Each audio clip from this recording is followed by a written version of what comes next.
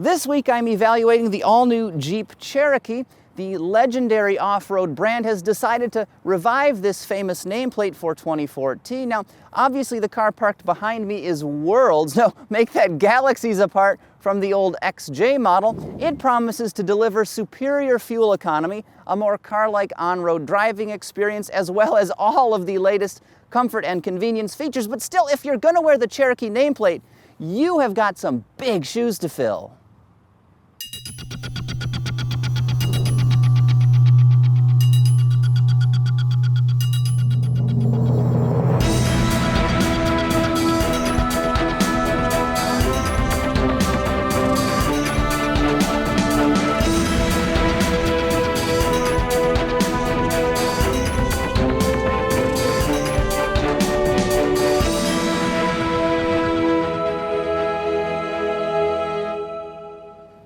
But no matter how capable this new Cherokee is right here, true Jeep enthusiasts are almost certain to sneer at it for riding atop a car-based architecture and for having four-wheel independent suspension. But going a long way toward mollifying these maniacs, the top-of-the-line Trailhawk model does in fact feature true off-road capability. The reborn Jeep Cherokee is available with three different four-wheel drive systems. The first one is called Jeep Active Drive 1, and it features a single power transfer unit, PTU for short, and is fully automatic in its operation. It goes into and out of four-wheel drive as necessary, and no driver intervention is required. Stepping up from there is Jeep Active Drive 2. Capability is enhanced thanks to a 2-speed PTU along with a dedicated low range. Additionally, vehicles so equipped feature a ride height that's been elevated by 1 inch. Finally, there's Jeep Active Drive Lock, which includes everything offered in Active Drive 2 and throws a locking rear differential into the mix. This setup is designed for severe off-roading and is standard on the high-dollar Trailhawk model. And lastly, if you want to completely defeat the purpose of owning a Jeep, you can opt for a Cherokee with front-wheel drive. In addition to advanced 4x4 technologies, aggressive approach and departure angles help the Trailhawk here earn its trail-rated status. Now, these measurements help determine the sorts of obstacles and inclines that a vehicle can tackle, and the approach angle of the Cherokee measures just about 30 degrees. Now, around back, its departure score clocks in at about 32, and its breakover angle, I know you're curious about that, is just about 23 degrees. Ground clearance is nearly 9 inches. Additionally, Trailhawk models are equipped with a trio of bright red tow hooks, and these are perfect, of course, should you ever get stuck. They've also got underbody skid plates, which should prevent you from leaving skid marks in your britches when you're driving over jagged terrain. But there are many more specifications to talk about. Pop the hood and you won't find an old-school AMC straight 6. That indestructible torque monster is long gone. In its place, a pair of advanced and very modern power plants. The base engine is a 2.4-liter Tiger Shark 4-cylinder. It delivers 184 very smooth horses and 171 pound-feet of torque. The optional unit is a 3.2-liter version of Chrysler's Pentastar V6. It puts out 271 horsepower with 239 pound-feet and supposedly provides a best-in-class tow rating of 4,500 pounds. A cutting-edge 9-speed automatic transmission is standard in every model. Fuel consumption with our 4-cylinder Trailhawk is pretty reasonable. According to the EPA, it should deliver 21 miles per gallon in the city and 27 on the interstate. Its combined score is 23 mpg.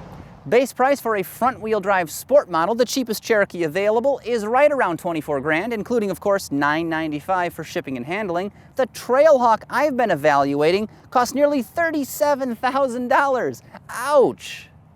But enough numbers. You know, if 2 + 2 added up to steak dinner, I would still hate math, and my college calculus professor would probably still fail me, so it doesn't really matter. In any event, like many other Chrysler interiors, this new 2014 Cherokee is really well done. There's a plethora of soft surfaces from the armrest to the door panels, and of course, up on the dashboard, which in this model also features some nice contrast stitching. The company's Uconnect system is as responsive and easy to use as ever. Additionally, all of the other controls seem to fall right to hand and are about as simple to operate as a coffee mug. Adding some welcome storage space, there's a concealed cubby right on the top of the dashboard. Legroom is a little tight in the second row, even with those seats moved all the way back as far as they go, but headroom is generous front or rear, as is cargo volume, which measures about 55 cubic feet with that back bench tucked away. As an added bonus, the front passenger seat folds flat for even more space. One downside I noticed, though, has to do with the design of the door sills. They have a penchant for assaulting your trousers with dirt and mud. You have to be extra careful getting in and out, especially if you've been hitting the trail and the body is all dirty. Speaking of off-roading, this Cherokee Trailhawk feels extremely capable over very bad surfaces. Certainly better than something like a Honda CR-V, a Volkswagen Tiguan, or Ford Escape. Now, certainly helping its capability, it's got 17-inch alloy wheels. They're pretty stylish, and they're actually wrapped in quite aggressive-looking Firestone Destination tires, and they no doubt help this thing just eat up bumps, ruts, and washboard surfaces like candy. Now, giving this vehicle a really solid feel, its overall structure is made of about 65% high-strength steel, and that's opposed to what? Rusty scrap iron, paper mache? I don't know. I'm not an engineer, but suffice it to say, this thing feels super sturdy, and when you hit bumps, it just brushes them off. Performance from the Cherokee's 4-cylinder engine is good. It's not going to set the world on fire, but it does deliver enough power for day-to-day driving. However, you may want to opt for the available V6 engine if you haul a lot of passengers or a lot of heavy cargo, because this thing just doesn't have a whole lot of fire in its belly. Sure, it moves this vehicle okay, but it never feels fast. Of course, its 9-speed automatic transmission really is a technological marvel, and for the most part it works really well. However, I noticed that when the engine and powertrain is cold, the shifts tend to be a little harder than I would like, but once everything starts to warm up, they do smooth out quite a bit.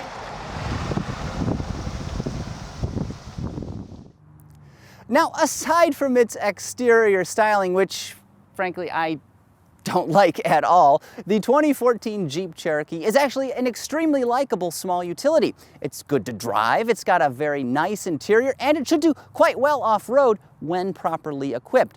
But has this thing earned the right to be called a Cherokee? Well, ultimately I think that decision is up to Jeep enthusiasts to make.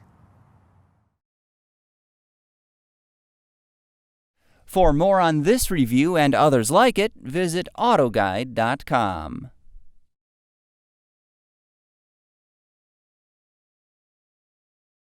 Moving around back its departure angle, there is a gigantic helicopter right there that just ruined what I think was going to be a perfect take. I am so angry, I am lactating with rage. Well, how you doing, Uncle Red? It's great! Whoa!